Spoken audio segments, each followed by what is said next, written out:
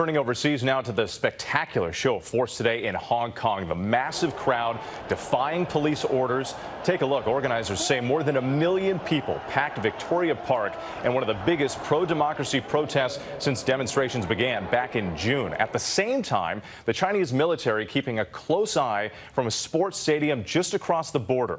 ABC senior foreign correspondent Ian Pannell is in Hong Kong. Tonight, protesters young and old, a sea of citizens beneath a sea of umbrellas, out in force, braving the rain and defying police orders not to march through the heart of Hong Kong.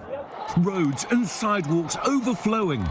Organisers claim it was at least 1.7 million strong, nearly a quarter of the entire population here, marching for their right to democracy and against growing Chinese influence. Hundreds of thousands of people have gathered in central Hong Kong. They refuse to step to one side, even if the Chinese send troops across the border.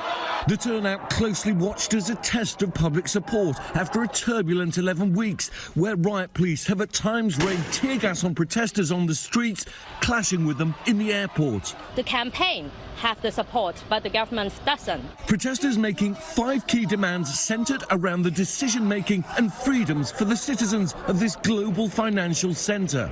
And our demand is crystal clear.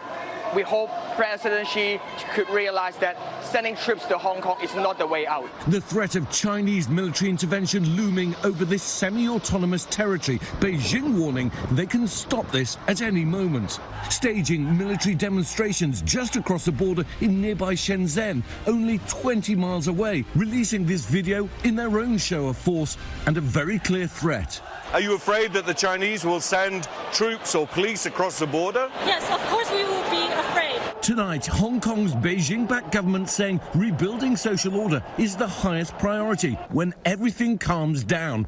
But the question is how and when that'll happen. And that question being asked around the world. Ian Pannell joining us from Hong Kong. And Ian, protesters telling you tonight they will stay in the streets despite the threat of a violent crackdown.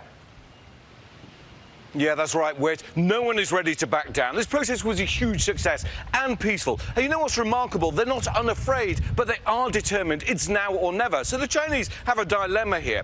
If they offer concessions, it risks setting a dangerous precedent for a one-party communist state that relies on authoritarian rule.